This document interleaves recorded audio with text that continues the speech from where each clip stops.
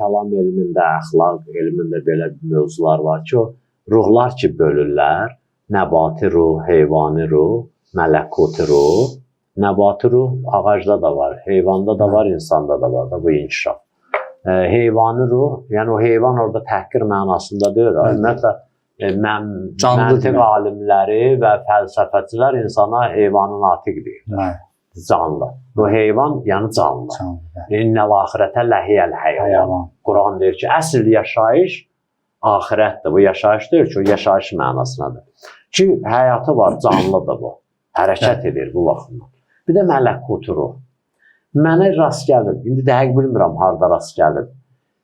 Ki, deyir, bu mələkutu ruh, həmin o Allahın o indi ayədə dediyimiz ruhla əlaqəsi olduğuna görə heç o insanın bu bədəninə girmir, daxil olmur. İnsanın belə deyək də başının üstündən onu idarə edir.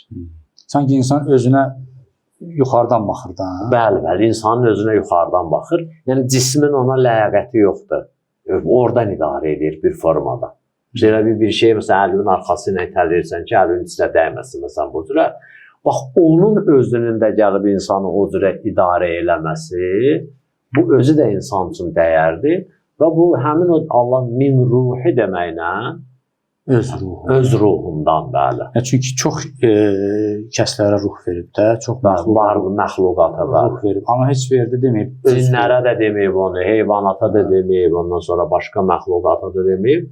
Ancaq insanın barəsində deyib. Bu da insanın dəyərinə dəlalət edir.